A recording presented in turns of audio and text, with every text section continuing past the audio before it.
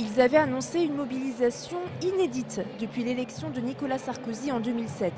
Les syndicats ne se sont pas trompés. Comme partout en France, l'appel à la grève a été très bien suivi à Angers.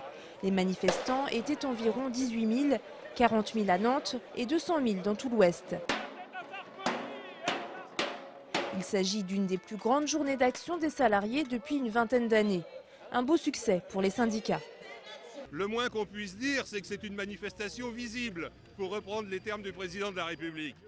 Si je me permettais, aujourd'hui, la preuve est faite que les syndicats ont encore une certaine influence.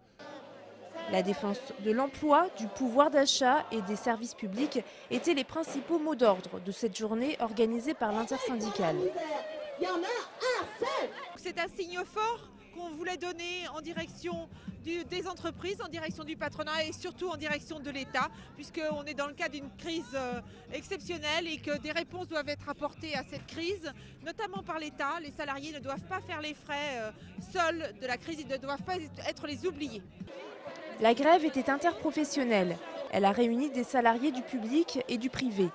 Dans le cortège, il y avait également des retraités, des étudiants et des lycéens.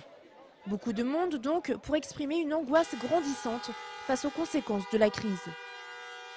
La marée humaine a envahi les voies sur berge, perturbant ainsi la circulation toute la matinée. Le cortège s'est ensuite dispersé place Leclerc.